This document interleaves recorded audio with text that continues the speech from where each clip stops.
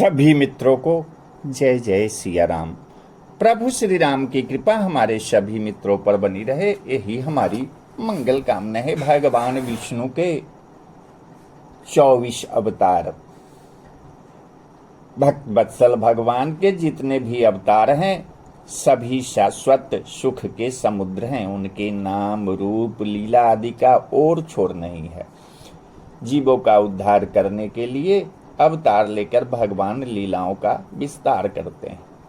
जिस भक्त का मन भगवान के जिस रूप में लग जाता है उसी रूप में रम जाता है और उसी रूप से संबंधित प्रेम भाव जग जाता है।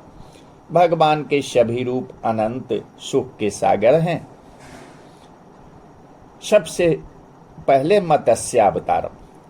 ब्रह्म नामक नैमित्तिक प्रलय के समय ब्रह्मा जी प्रलय पेयोधि में सोए हुए थे। उस समय उनके मुखों से सुरतियां निकली, जिन्हें हैग्रीव नामक दैत्य चुराकर पाताल चला गया। उस प्रलय काल में समस्त औषधियों के बीजों, प्राणियों के सूक्ष्म शरीरों और सप्तऋषियों की रक्षा के लिए भगवान ने एक विशाल मत्स्य का रूप धारण किया और चक्रवर्ती सम्राट राजर्षि सत्यव्रत से कहा कि वे इन सब को लेकर एक विशाल नौका पर आरूढ़ हो जाएं। राजा सत्यव्रत ने ऐसा ही किया और भगवान मत्स्य ने उस नौका का पूरे प्रलय काल तक संचालन करते हुए राजा सत्यव्रत और सप्तऋषियों को ब्रह्म तत्व का उपदेश दिया तथा सृष्टि के मूल तत्वों की रक्षा की। तत्पश्चात उन्होंने प्रलयांत में हैग्रीव दैत्य का वध कर सुरतियों को लाकर पुनः ब्रह्मा जी को सौंप दिया। भगवान का मत्स्य स्वरूप धारण ही मत्स्यावतार कहलाता है। बराह अवतार। श्वेत बारह कल्प की बात है। परम पराक्रमी दितिपुत्र हिरण्याक्ष पृथ्वी को लेकर रसातल में चला गया। इससे चिंतित होकर पितामह ब्रह्मा जी ने भगवान श्री हरि का मन ही मन स्मरण किया।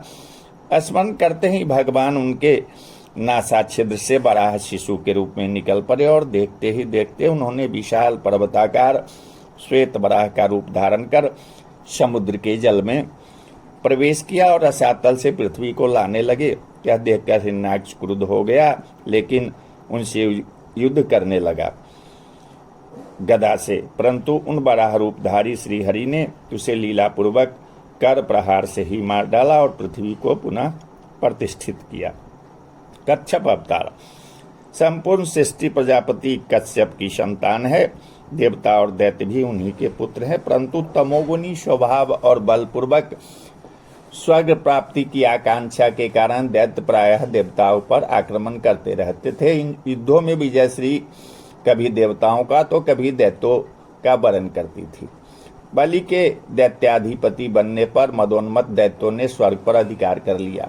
पराजित निरुपाय देवता पितामह की शरण में गए।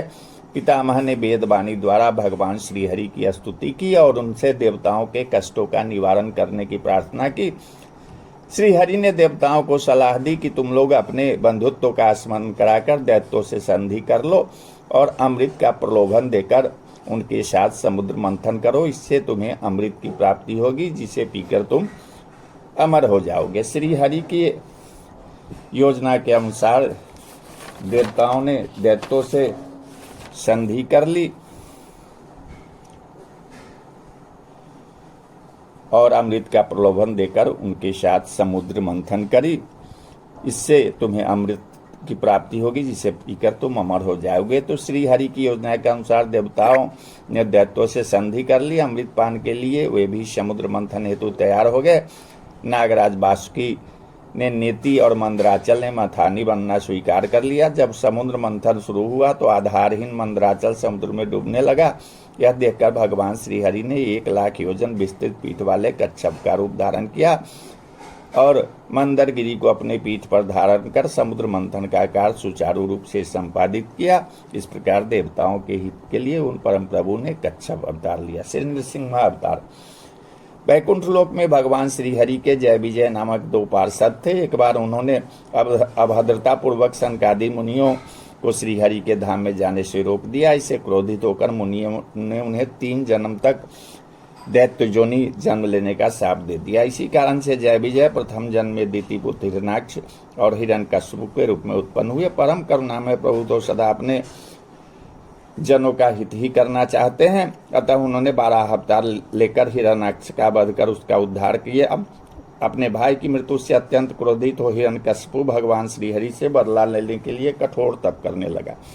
उसके तप से प्रसन्न हो ब्रह्मा जी प्रकट हुए और वर मांगने को कहा। तो हिरण्यकशिपु ने कहा कि हे प्रभु, यदि आप मुझ पर प्रसन्न हैं तो अपने बनाए हुए सभी प्राणियों से मुझे अवध्य कर दीजिए। साथ ही मेरी मृत्यु न घर के अंदर हो, न बाहर हो, न पृथ्वी पर हो, न आकाश में हो, न जल में हो, न थल में, न रात्रि में हो, न दिन में हो, न ही अस्त्र से हो, न शस्त्र हो। वर देने के लिए वचनबद्ध ब्रह्मा जी ने तथास्तु कर दिया।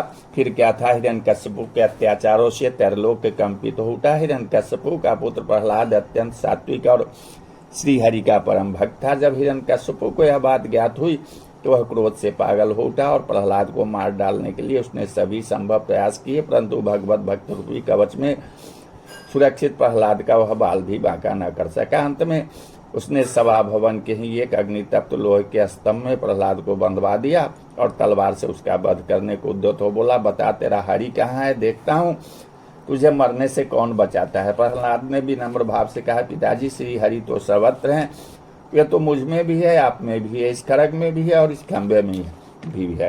प्रहलाद की बातें सुनकर हिरण्यकशिपु ने क्रोध से पागल हो उठा और सिंहासन से कूदकर उसने उस खंबे पर घूसे से प्रहार किया। ठीक उसी समय उस खंबे से ब्रह्मांड फटने जैसी भयंकर गर्जना हुई और ब्रह्मा जी तथा अपने भक्त प्रहलाद की वाणी को सत्य करने तथा जड़ चेतन सर्वत्र अपने व्यापक सिद्ध करने के लिए भगवान श्री हरि उस खंबे से नृसिंह रूप में प्रकट हो गए। उनका आधा शरीर सिंह जैसा और आधा शरीर मनुष्य सदृश था। उसी नृसिंह रूप से उन्होंने हिरण्यकशिपु को पकड़ लिया और सभा भवन की देहली पर ले जाकर उसे अपनी जांघों पर गिरा लिया और सायंकाल अपने ब्रज सदृश नखों से उसका हृदय फाड़ डाला। वामना अवतार। पूर्व काल में देवता और दैत्यों में युद्ध हुआ जिसमें देवगण पराजित हो गए और दैत्यों ने स्वर्ग पर अधिकार लिया। पुत्रों की इस दुर्दशा को देखकर देव माता अदिति बहुत दुखी हुई। उन्होंने अपने पति महर्षि कश्यप से परामर्श करके भगवान विष्णु की आराधना शुरू की। महर्षि कश्यप भी भगवान विष्णु के प्रत्यर्थ गहन तपस्या में लीन हो गए। इन दंपति की आराधना से प्रसन्न हो भगवान विष्णु ने उन्हें दर्शन दिया और वर मांगने को कहा। देव माता अदिति ने कहा, प्रभु मेरे पुत्र का राज और यज्ञ भाग पुनः उसे प्राप्त हो जाए।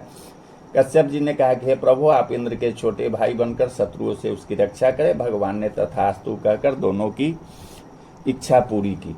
कुछ समय बाद भाद्रपद मास के शुक्ल पक्ष की द्वादशी तिथि को अभिजीत मुहूर्त में भगवान का कश्यप अदिति के यहाँ मंगलमय चतुर्भुज रूप में प्रकट हुआ। तदंतर भगवान बलि का उद्धार करने के लिए वामन ब्रह्मचारी का रूप धारण करके बलि के यज्ञ मंडप में पहुंचे। राजा बलि ने महारानी विंध्यवाली के साथ भगवान वामन का पूजन किया। भगवान ने कहा, राजन, अग्निहोत्री के लिए मुझे मेरे पग से केवल 3 पग भूमि दे दीजिए और मुझे कुछ नहीं चाहिए। भगवान की बात सुनकर बलि ने हंसते हुए कहा, अच्छी बात है, जितनी तुम्हारी इच्छा हो उतना ले लो। यह कहकर वे जैसे ही संकल्प करने चले वैसे ही दैत्यगुरु शुक्राचार्य ने उन्हें रोक दिया कि वे स्वयं भगवान श्रीहरि हैं और 3 पग तो ये सारा ब्रह्मांड नाप लेंगे और तुम्हें राजश्री से हीन कर देंगे। इस पर बलि ने कहा, जिसके लिए यज्ञ आदि किए जाते हैं वे भगवान विष्णु ही यदि स्वयं दान लेने उपस्थित है तो मैं अवश्य दूंगा।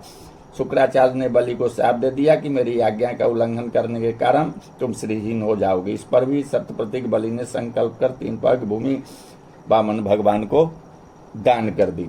फिर तो यही हुआ जो शुक्राचार्य ने कहा था। वामन भगवान ने अपने एक पग से संपूर्ण पृथ्वी और दूसरे पग से ऊपर के सभी लोक नाप लिए। तीसरे पग के लिए बलि ने अपना सिर झुका दिया। भगवान ने चरण कमल उसके सिर पर रखकर उसे सूतल लोक का स्वामी बना दिया। स्वर्ग का राज और यज्ञ भाग उन्होंने पुनः देवताओं को प्रदान किया। परशुराम अवतार। भगवान परशुराम महर्षि जमदग्नि और परम सती रेणुका जी के पुत्र तथा महर्षि ऋचिक के पौत्र थे।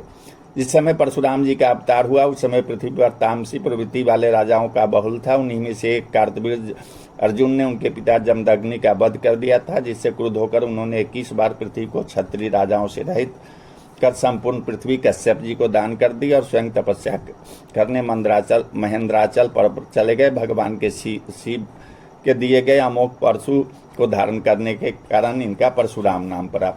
श्री रामावतार। श्री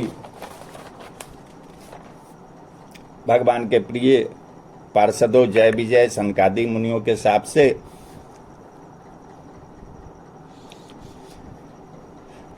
3 जन्म असुराकुल में होना था, परम करुणा में प्रभु को उद्धार करना था। जब वह हिरण्याक्ष हिरण्यकश्यप हुए तो भगवान ने बराह और नृसिंह अवतार लेकर उनका उद्धार किया। उसके बाद दोनों रावण कुंभकर्ण के रूप में उत्पन्न हुए, अतः प्रभु ने श्री राम रूप में अवतार लेकर उनका उद्धार किया।